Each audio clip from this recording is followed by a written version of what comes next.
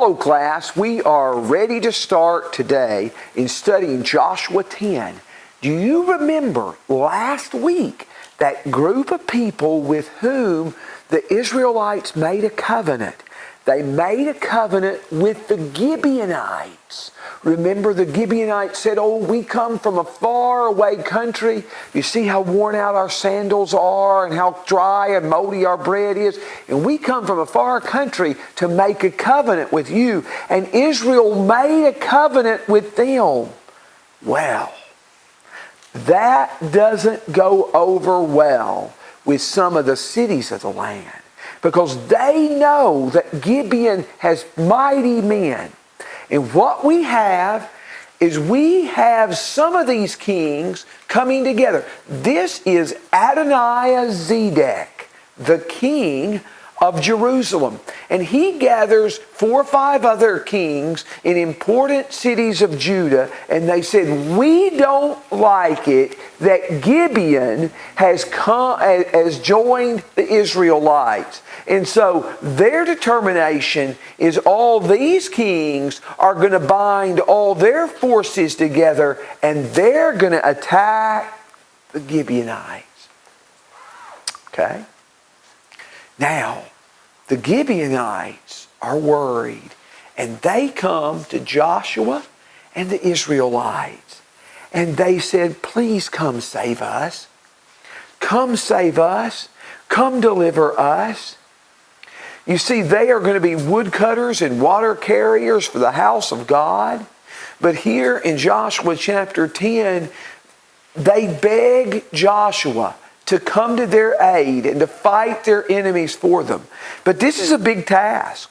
Joshua and his army has to fight 5 kings who have bound together. And so when they do this, this is a big task. But the Lord says, "Don't be afraid.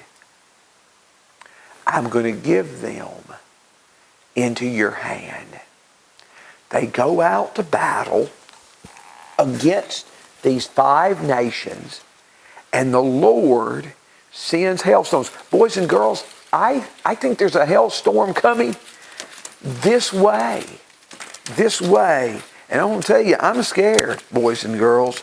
I am scared. There's a hailstorm coming. And here you can see that this hailstorm killed more of the enemy army than the sword did. It terrified the people. And it killed many of the people. Can you think of another time, boys and girls, that God used hail to bring judgment on the enemy? That's right. The plagues on Egypt. God used hail to bring that judgment. Now, Joshua prays, and he says, "Oh Lord," he approaches the Lord, and he says, "Lord, let the sun stand still." And maybe he's just asking that daylight be expanded so I may chase and may pursue my enemies. And there wasn't a day like this, before it or after it, where the Lord blessed his people in this same way to give them victory over their enemy. They defeat their enemy thoroughly. This started with these 5 kings making big plans of how we're going to defeat the Gibeonites, and Israel comes to the aid of the Gibeonites and defeats them. Well, these 5 kings, you see, they all run.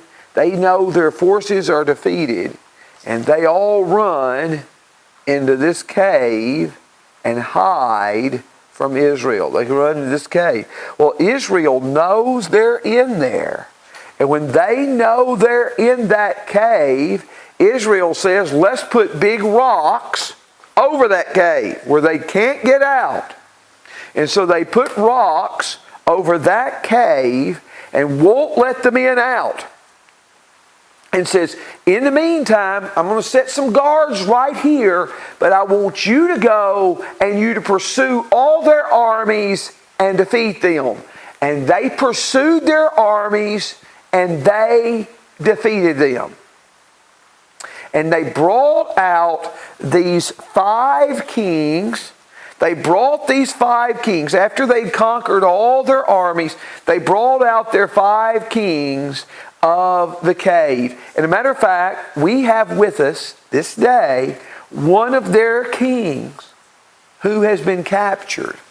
And what they did with these kings, come here, captured king.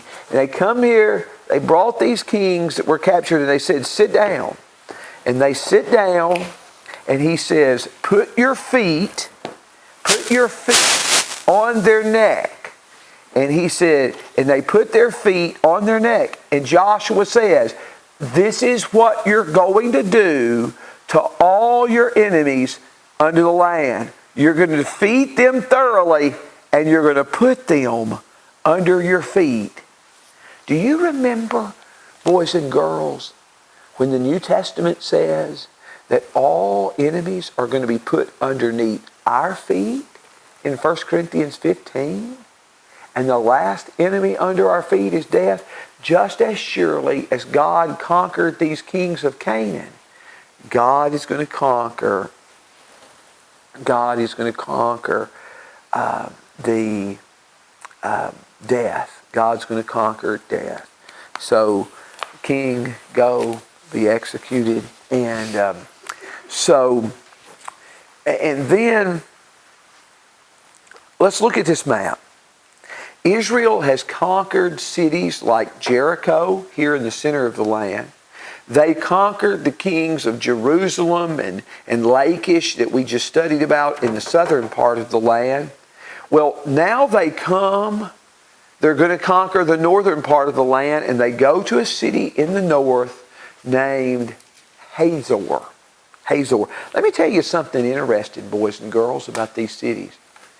In those days, an average city, archaeologists have found that an average city was about 10 to 15 acres.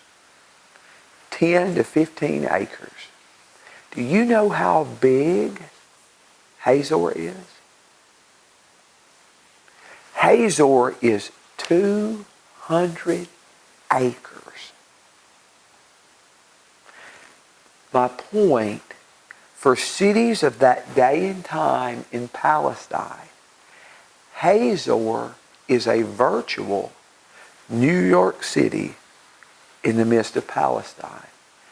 As a matter of fact, boys and girls, some people in those days would wear t-shirts that said I, and had a heart, and had Hazor. And from the rubble of those cities, we found one of those shirts that remain fresh from 1400 BC. I'm amazed at how well preserved this is, boys and girls.